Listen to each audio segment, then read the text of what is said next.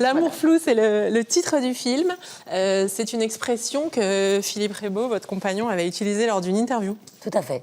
Pour qualifier votre relation. Il avait dit, entre ma compagne et moi, c'est l'amour flou. Parce qu'il nous avait dit une bonne engueulade au retour, j'avais dit vraiment sympa.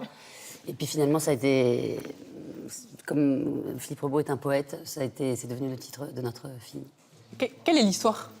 Quel est le pitch, on va dire, du film? Alors, il se mélange à celui de notre vie, évidemment. Donc, Philippe Rebaud est comédien, auteur. Nous avons vécu 10 ans ensemble et nous avons fait 2 magnifiques enfants. Et puis, à un moment donné, on a cessé d'être des amoureux. Mais on était tous les deux absolument bouleversés à l'idée de se séparer de manière occidentale, c'est-à-dire vraiment chacun chez soi. Chacun son tour pour les enfants. Voilà, chacun son tour. Enfin, ça nous allait pas. Donc on a commencé à tourner autour de cette question. On a eu du chagrin. Enfin, tout ça a été une période un peu... Et puis un jour, on a inventé une solution. On a acheté 2 plateaux dans un immeuble, 2 plateaux en béton, nus, 2 appartements pas construits encore, qu'on a fait communiquer par la chambre de nos enfants. Donc, au milieu, il y a les 2 chambres des enfants, et à droite, il y a l'appartement de Philippe, et à gauche, il y a le mien. Ça, c'était dans la vraie vie. Et puis, quand on a eu cette idée, quand on a commencé à penser aux travaux et tout ça, quelqu'un de nos amis a dit « Mais c'est une histoire de dingo, votre truc, vous devriez en faire un film. » Et on a décidé d'inventer une fiction, enfin de fictionner, d'écrire une forme de film un peu libertaire, joyeux autour de ce projet qui voyait le jour. Et on a tourné le film en même temps que les travaux avançaient, en même temps qu'on s'installait dans cet immeuble, en même temps qu'on avait des idées pour les acteurs, en même temps qu'il nous arrivait des choses dans la vraie vie qu'on mettait tout de suite sur papier pour le transformer en scène de cinéma. Et miraculeusement, ça a donné un film. Un vrai défi, ce film. On regarde tout de suite la bande-annonce de L'amour flou. Roman et moi, on se sépare. Oh, c'est réglé. Et ouais. Sans Roman, je vois pas comment tu vas faire. Tu vas habiter où? Papa, maman, ils vont plus habiter ensemble. Tu vas avoir papa pour toi. T'es venu avec le chien? Et c'est elle qui a voulu venir, c'est pas... Un immeuble neuf, 2 plateaux nus en béton. Et on va relier ces 2 plateaux nus par la chambre de nos enfants. Les enfants ne seront pas séparés de leurs parents. Non, ils vont être au milieu. Si tu décides de te séparer, tu te sépares. Tu ne vis pas voisin-voisin. Tu peux pas imaginer que je vais pas retomber amoureuse? Tu vas plus jamais retomber amoureuse d'un mec qui va te faire 2 enfants?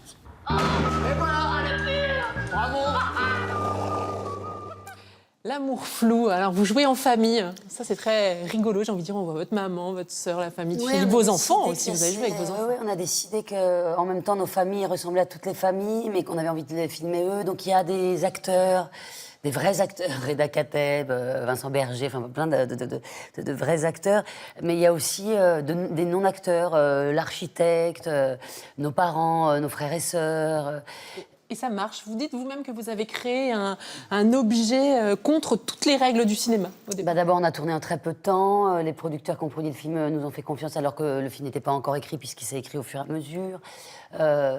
Mais on avait en tête une intime conviction. Je ne sais pas, on a réussi à entraîner les gens derrière. J'avais l'impression qu'on avait là une histoire d'amour, de famille, de reconstruction différente des codes qu'on nous dit, dont on nous dit que ce sont les bons. Et ça marchait même en termes de cinéma, c'est-à-dire qu'on a fait ce film différemment de la manière dont on fait des films. Et je crois que... Et ça marche auprès du public. Oui, enfin en tout cas... Prix du public au Festival francophone d'Angoulême, ça vous a fait quelque chose. C'est extraordinaire. Moi, j'assistais à chaque projection, des salles remplies de gens. On a écrit une comédie et c'est très difficile. Enfin, moi, c'est mon unique film à ce jour, donc j'ai découvert ça en direct. Écrire quelque chose dont on pense que c'est drôle ou que ça peut concerner les autres ou que ça peut leur faire quelque chose et puis être adoubé quelque part, enfin, avoir une espèce de ce prix du public à Angoulême a changé la vie du film. Et c'est comme si... Avant, je disais aux gens, oui, on a fait un film sur notre séparation, c'est vachement drôle, je vous jure. J'avais l'air un peu d'une mytho. Maintenant, un peu... Après, je peux rajouter maintenant derrière, mais non, mais on a eu le prix des publics à Angoulême, donc c'est un truc sérieux. Ça veut dire que... Vous êtes venu présenter le film à Lille. Ouais. Comment a été la réaction du public, de nouveau, très chaleureux, Enfin moi, ça me gêne de dire, mais c'est vrai qu'on a pour l'instant...